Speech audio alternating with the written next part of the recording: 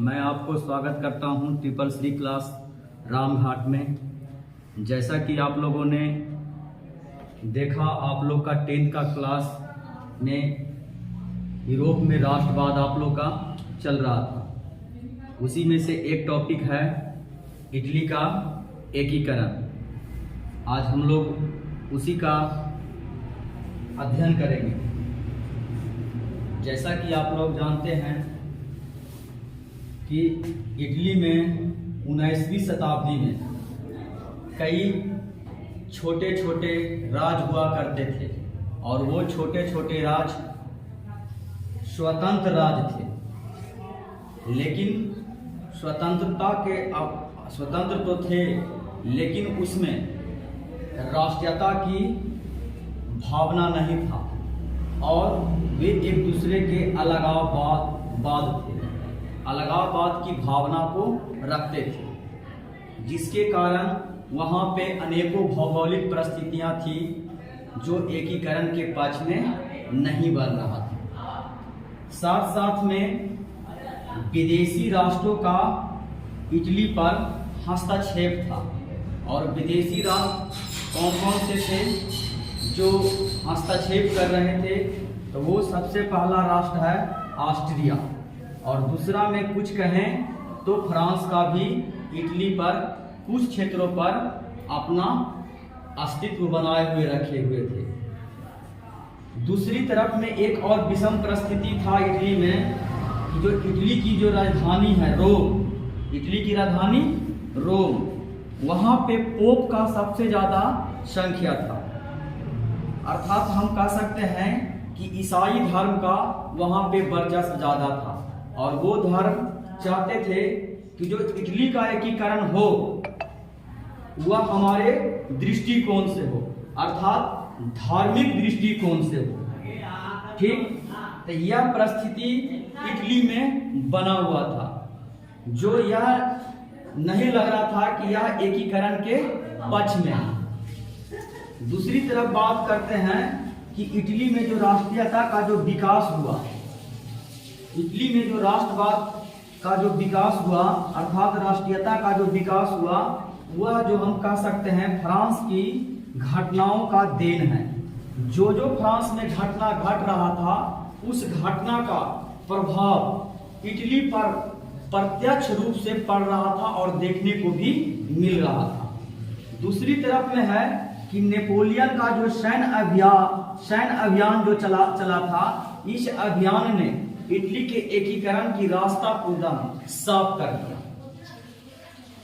Napoleon का जो अभियान चला था वह इटली को एक नवजागरण की ओर ले गया और एकीकरण को अप्रत्यक्ष रूप में ही कह सकते हैं, ठीक ना, उसका यह प्रयास रहा। इटली का जब सैन्य अभियान चला था तो उस अभियान में ठीक नेपोलियन ने इटली को 3 राज्यों में उसने बांट दिया था।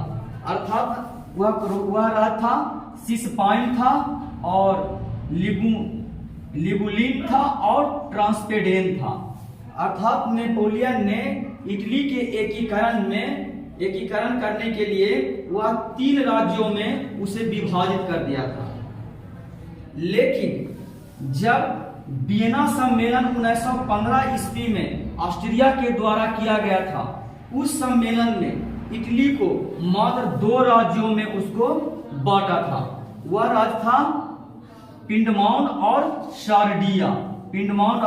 सार्डिया। इस प्रकार से यह इटली के करण का एक नया हम कह सकते हैं तोहफा था। यहाँ से लग रहा था, लोगों को यह दिख रहा था कि इटली का एकीकरण यहाँ से लगभग संभव हो जाएगा।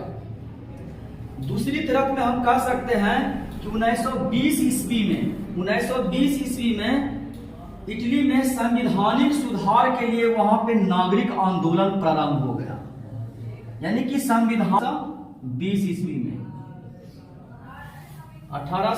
ईस्वी में संवैधानिक सुधार के लिए वहां पे नागरिक आंदोलन शुरू हो गया। उसी आंदोलन का देन है कि एक गुप्त पार्टी, ठीक ना, गुप्त दल कार्बोनरी का गठन किया गया। ठीक। अब इस गुप्त दल जो कार्बोनरी है उसका उद्देश्य क्या था? उसका उद्देश्य था कि छापा मार युद्ध कर, ठीक ना, और गणतंत्र को नष्ट करना है। कहने का मतलब हुआ कि छापामार का मतलब होता है कि उसको मतलब जो छोटे छोटे गणराज हैं वो गणराजों को छापा मार कर और गणतंत्र को नष्ट करके और एक लोकतंत्र की स्थापना करने का उद्देश्य से यह पार्टी का गठन किया गया था। यह पार्टी में से ही एक नेता थे, महान नेता हम कह सकते हैं, महान नेता थे जिनका नाम था जोसेफ मेजनी। जोसेफ मेजनी ने भी 1830 ईस्वी में नागरिक आंदोलन इटली में किए थे। जैसा कि आप लोग को हम पढ़ाए थे कि 1830 ईस्वी में फ्रांस में एक आंदोलन हुआ था। तो वह आंदोलन का देन है कि वह आंदोलन भी इटली में हुआ था। फ्रांस में तो होवे किया था, उसका देन है कि 1830 में नागरिक आंदोलन जोसेफ मेजनी के द्वारा इटली में भी किया गया था। लेकिन इस आंदोलन में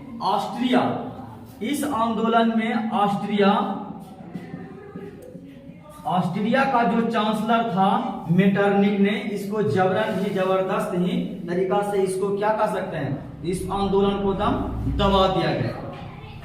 अब बात आता है कि जोसेफ मेजनी का जो संबंध है, ठीक ना, जोसेफ मेजनी का संबंध है ये गुप्त पार्टी कार्बोनरी का भी है, यह एक नेता रह चुके थे। यहां से एक प्रश्न मेरा 10th क्लास में अक्सर एग्जाम में पूछता है कि मेजनी का संबंध किस दल से था। तो यहां से आप उत्तर दे सकते हैं कि कार्बोनरी से। फिर आपसे पूछेगा कि कार्बोनरी क्या था, तो एक गुप्त दल था। थोड़ा सा मेजनी के बारे में हम लोग जानते हैं कि मेजनी कैसा मतलब कि था। मेजनी जो था साहित्यकार और गणतंत्रवादी विचार का समर्थन करता था और यह एक योग सेनापति था।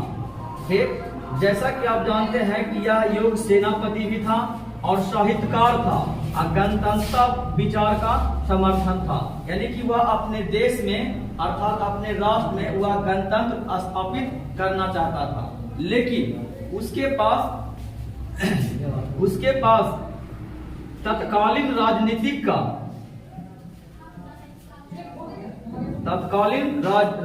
का अभाव था।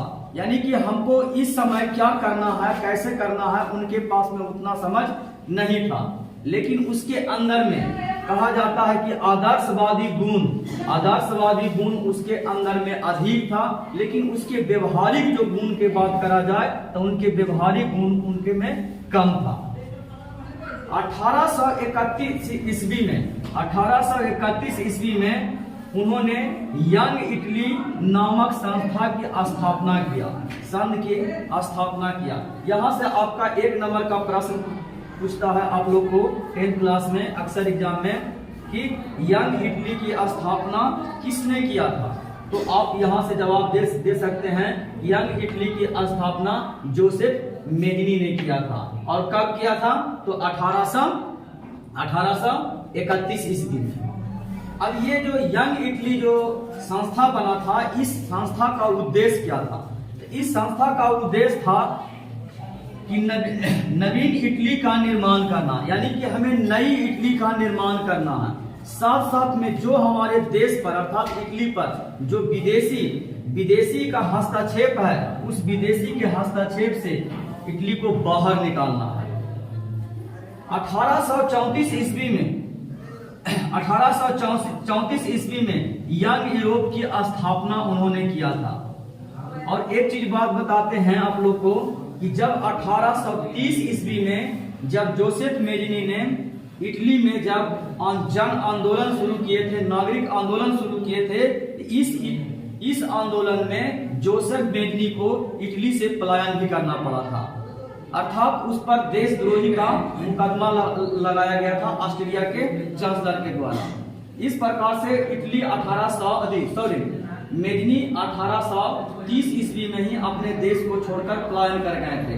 लेकिन विदेश में रहकर विदेश में भी रहकर 1831 ईस्वी में, ठीक ना, यंग इटली संस्था की स्थापना किया और 1834 ईस्वी में यंग यूरोप की स्थापना कर दिया, ठीक। और इस प्रकार से वह विदेश में रहकर भी अपने देश के हित के लिए अनेकों कार्य करते रहे। वक्त आया 1848 की फ्रांस की क्रांति। जब 1848 की फ्रांस की जब क्रांति हुआ था और इस क्रांति में जो मेटरनिक का जो अस्तित्व था एकदम पतन हो गया था, उसी समय दोबारा फिर जोसेफ मेजनी का, ठीक, 1848 ईस्वी में इटली में उनका आगमन होता है। जब उनका आगमन होता है, ठीक, तो वह सार्डिया और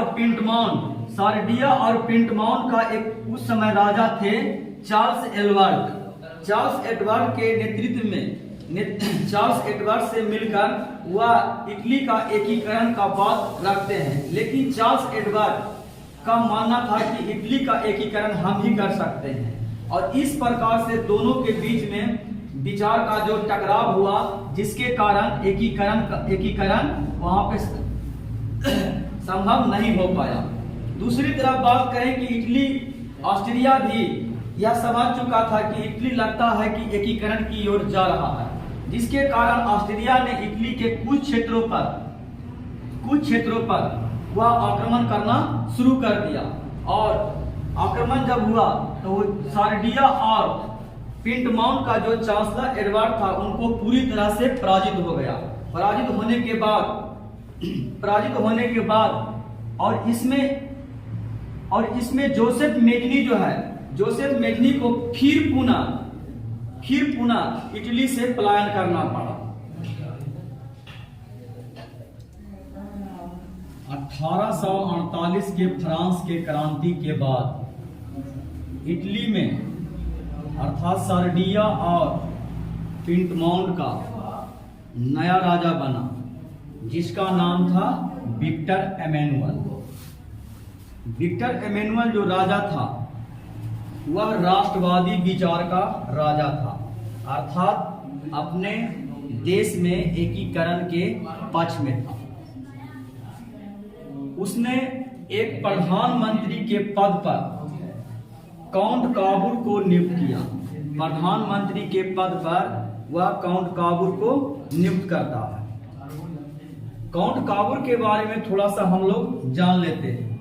काउंट काबूर जो था वह सफल कूटनीतिज्ञ, यानी कि कूटनीति का वह मास्टर था। दूसरी चीज, उसमें राष्ट्रीयता का गुण कूट कर भरा था। अपने देश के प्रति उनका जो राष्ट्रीयता की जो भावना था वह उनके अंदर में कूट कर भरा था।